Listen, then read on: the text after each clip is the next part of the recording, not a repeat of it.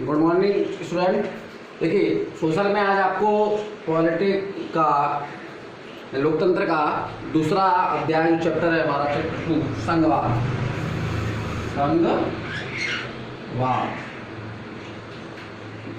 सो कहते हैं फेडरलिज्म, संघवाद पढ़ाएंगे। देखिए, संघवाद को हम पढ़ेंगे तो इसके संघवाद का जो ये मॉडल है, संघवाद जो आया, फेडरलिज्म जो आया, इसका मुख्य उद्देश्य जो है, मेन एम है, वो है डिवाइडेशन ऑफ पावर, सत्ता का बंटवारा। जो हम कल आपको पढ़ा रहे थे कि सत्ता एक व्यक्ति या एक समूह के हाथों में केंद्रित न रहे, इसीलिए संघवाद का मॉडल आया। जो संघवाद, कुछ संविधान, कुछ देशों ने संघवाद को अपनाया है, कुछ देश ऐसे भी हैं जैसे कल बताया श्रीलंका जैसे, जो एकात्मक या केंद्रीय शक्ति एकात्मक शासन से चलते हैं, कुछ संघवाद से चलते हैं। तो संघवाद की कैसे, संघवाद की मुख्य विशेषता जो होती है कि इसमें दो या दो से अधिक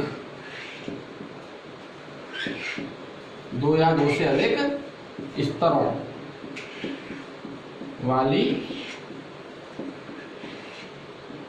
सरकार, दो या दो से अधिक स्तरों वाली सरकार होती है। एक हमारी होती है केंद्र सरकार, केंद्रीय सरकार, जिसको हम संघ सरकार, केंद्र सरकार। दूसरी राज्य सरकार या फिर लोकल सेल्फ गवर्नमेंट भी हो सकती है, उसके अंडरटेकिंग और भी हो सकती हैं।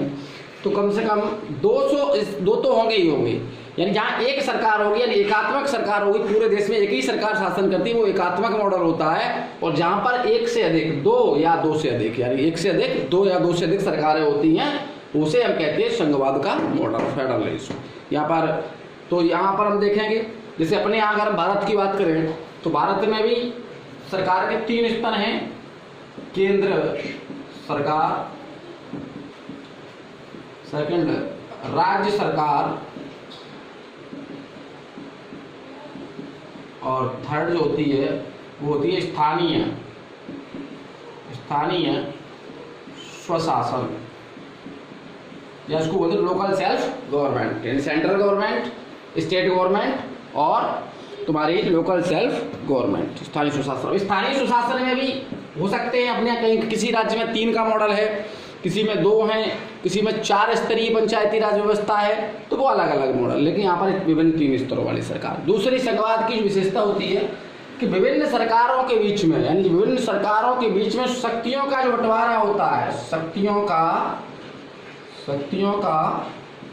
बंटवारा संविधान से होता है। संविधान में पहले से ही बंटवारा कर दिया जाता है कि केंद्र सरकार किन विषयों पर कानून बनाएगी, राज्य सरकार को क्या क्या अधिकार दिए जाएंगे, स्थानीय स्वशासन के पास क्या क्या सरकार शासन होंगे। तो अपने यहाँ, अपने भारतीय संविधान में अगर बात करें तो हमारे यहाँ भी 3 सूची हैं, संघ सूची, राज्य सूची और समवर्ती सूची। यानी ये 3 सूची बनाई गई हैं। 3 संघ सूची का मतलब इस सूची के जो विषय हैं, जो भी सब्जेक्ट है, जैसे रक्षा है, मुद्रा है, रेलवे है, डाक है, टेक्नोलॉजी है, ये सारे विषय जो है ये संघ सूची के हैं। इन पर कानून बनाना और इम्प्लीमेंटेशन कराना, कानून बनाने हटाने का अधिकार जो भी है वो केंद्र सरकार को होता है, देश की सरकार को होता है। राज्य सरकार में भी विशेष पुलिस होती है, पुलिस है, या और भी राजस्व है, सेल्स है, ये तमाम सारे विषय हैं जिनको राज्य सरकार के द्वारा गवर्न किया जाएगा। यानी राज्य सरकार, स्टेट गवर्नमेंट इन विषयों पर कानून बनाएगी और इन विषयों में संशोधन करेगी। और समवर्ती सूची में जो विषय होते हैं उसमें शिक्षा है, वन है, या अन्य जो विषय हैं उस पर दोनों सरकारें कानून बना सकती हैं, राज्य की भी और केंद्र की भी। दोनों अपने अपने हिसाब से कानून बना सकती हैं। लेकिन अगर दोनों ने एक साथ कानून बना दिया, राज्य ने भी और केंद्र ने भी, तो डिस्प्यूट होगा भाई, किसका कानून मान्य होगा, किसका नहीं होगा। तो ऐसी स्थिति में केंद्र के कानून को प्रेफरेंस दी जाएगी, यानी सेंट्रल गवर्नमेंट का जो लॉ होगा उसी को, जो रूल बनाएगी उसी को इम्प्लीमेंट किया जाएगा, क्योंकि केंद्र सरकार को थोड़ी ज़्यादा शक्तियाँ मिली हुई हैं। और इनके अलावा जब संविधान लिखा गया था तब बनाई गई थी ये सूचियाँ। अब मान लो कुछ विषय ऐसे तीनों सूचियों में है ही नहीं कहीं, जो बाद में जुड़े, जैसे कंप्यूटर नहीं था, बाद में आया, या साइबर क्राइम ये भी आया है, साइबर क्राइम 1984-90 के बाद, उससे पहले साइबर क्राइम था ही नहीं। तो जो सब्जेक्ट नहीं थे या बाद में आएंगे वो अवशिष्ट सूची में रखे जाएंगे और उन विषयों पर कानून बनाने का अधिकार केंद्र को होगा, न तो राज्य को नहीं मिलेंगे। तो ये इस आधार पर देखिए, ये तो सूची का विषय। अब देखिए संघ में भी कई मॉडल हैं, अमेरिका, फ्रांस, या जैसे कुछ राज्य हैं कनाडा, वहां पर राज्यों को ज्यादा पावर दी गई है, राज्यों को ज्यादा पावर दी गई है, राज्य ज्यादा शक्तिशाली होते हैं केंद्र की अपेक्षा।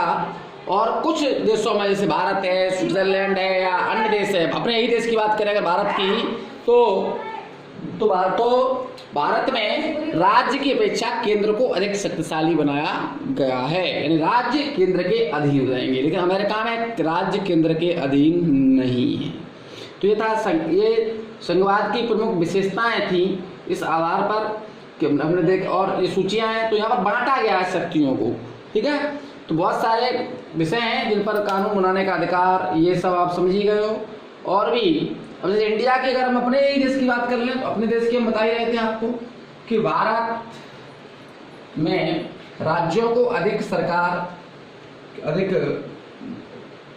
अधिक वो क्यों दिए गए हैं पावर, राज्यों को अधिक पावर नहीं, केंद्र को क्यों दिया गया है। तो भारत में हम देखें कि भारत के वैसे हम संविधान जब हम देखते हैं तो हमारे संविधान में संघवाद या संघ शब्द का उल्लेख कहीं नहीं है, फेडरेशन या फेडरलिज्म कहीं नहीं दिया गया है। लेकिन मॉडल वही है, हमारे यहाँ लिखा गया है union, India shall be A union of 29 states and 9 union territories. इसका मतलब भारत 29, 28 या जितने भी जिस समय राज्य होंगे और कई सारे प्रदेश होंगे उनका एक यूनियन होगी, नॉट संघ। यूनियन का मतलब भी संघ होता है, लेकिन हिंदी नहीं लिखी गई, हिंदी में भी यूनियन लिखा गया है। यानी भारत में कोई भी राज्य भारत से अलग नहीं हो सकता है, जबकि संघवाद के अमेरिका है, कोई राज्य चाहे तो अलग हो सकता है, लेकिन भारत में ऐसा प्रावधान नहीं है। भारत में कोई भी राज्य अलग नहीं हो सकता है और ये पावर भारत में दिया गया है। तो भारत का संघवाद का जो मॉडल है वो अलग मॉडल है भारत का। तो इस प्रकार से देख भारत के में देखिए एक और चीज है, संसद जो होती है, संसद या जो भी लेजिस्लेटिव असेंबली, अलग अलग देश की जो पार्लियामेंट कानून बनाने की जो निकाय संस्था होती है, अलग अलग नाम होता है। अमेरिका में कांग्रेस बोलते हैं, जापान में डाइट बोलते हैं, अपने यहाँ पार्लियामेंट संसद बोलते हैं, इंग्लैंड में पार्लियामेंट बोलते हैं। तो यहाँ पर 2 सदन होते हैं, संघवाद में 2 सदन होंगे, एक राज्यसभा और दूसरा लोकसभा। अब ये भी नाम अलग अलग है, अलग अलग देश के हिसाब से अलग अलग होते हैं। चूंकि हम इंडिया में पढ़ रहे हैं तो हम अपने हिसाब से देखें तो ये जो सदन है राज्यसभा, हाउस ऑफ स्टेट,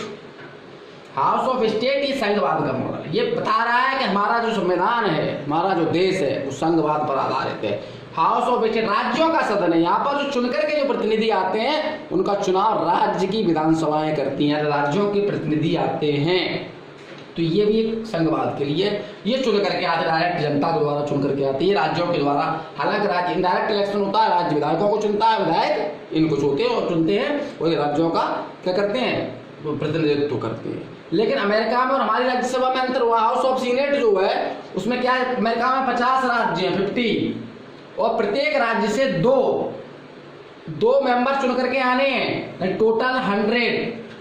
तो यानी सभी राज्यों को बराबर का वेटेज दिया गया है इस सदन में। छोटा राज्य हो या बड़ा राज्य हो, सभी को बराबर अधिकार है, 2-2 सबके है, समझ रहे हैं, कोई ज्यादा नहीं कोई कम नहीं। इसीलिए यहाँ पर अमेरिका से में कोई भी राज्य बाहर निकल सकता है या कोई ऐसा कानून लागू होगा या नहीं होगा, राज्य रोक सकता है। लेकिन हमारे यहाँ नहीं है, हमारे यहाँ क्या है, राज्यसभा में टोटल जो है 245 है, करंट में अभी 245 है। और इसमें भी क्या है कि प्रत्येक राज्य को बराबर नहीं हटेगा, 28 राज्य 29 राज्य ये जितने भी राज्य हैं सबको 1-1, 2-2 या 5-5 दिए गए, ऐसा कोई बराबर नहीं। यहाँ पर जनसंख्या के आधार पर जिस राज्य की पॉपुलेशन जितनी ज्यादा है उस राज्य को उतने ही ज्यादा मेंबर दिए गए हैं। हम देखेंगे तो यहाँ पर यूपी, अपने यूपी के, उत्तर प्रदेश के लगभग 31 सांसद चुन करके जाते हैं यहाँ। और कुछ छोटे छोटे राज्य वहाँ का एक एक आते हैं, कई राज्य ऐसे जिनके एक भी नहीं आते हैं। तो यहाँ इसलिए हमने कहा फेडरलिज्म मॉडल। तो संघवाद या संघवाद का मुख्य जो उद्देश्य है वो है सत्ता का बंटवारा। विभिन्न स्तरों की सरकार होनी चाहिए, क्योंकि एक सरकार अगर लोकप्रिय होगी तो दूसरी सरकार लोकप्रिय होगी, और एक सरकार दूसरी सरकार को बर्खास्त कर सकती है, दूसरे का विरोध कर सकते हैं, और इससे क्या है पब्लिक का ध्यान उसकी तरफ जाएगा। तो इसके लिए हम संघवाद का मॉडल लेकर के आए। बाकी इसके नोट्स मैं आज अभी फिर डाल रहा हूँ, और नोट्स में सारे पॉइंट्स मैंने जो ज़रूरी हैं वो लिखे हुए हैं, क्वेश्चन आंसर भी लिखे हुए हैं, उनको आप फेयर करेंगे और लिखेंगे। बहुत सारे बच्चों ने नहीं किए, देखो 4 चैप्टर हो गए हैं, 2 हिस्ट्री में और 2 इसमें। अब इसके बाद हम या तो ज्योग्राफी या इकोनॉमिक्स के कराएंगे। हर किताब से कोशिश हम ये करेंगे कि 2-2 चैप्टर सब में से कराए जाएं। तो ये जो नोट्स हम दे रहे हैं इनको आप फेयर कर लीजिए, क्योंकि बाकी बचा हुआ जब क्लास लगेंगे तब हम कराएंगे, तब तक के लिए फेयर करो। और जो छुट्टियां जो पड़ेंगी या अभी आप घर पे हो, इनमें इनको फेयर करने के बाद आप याद कर सकते हो। ठीक है, थैंक यू।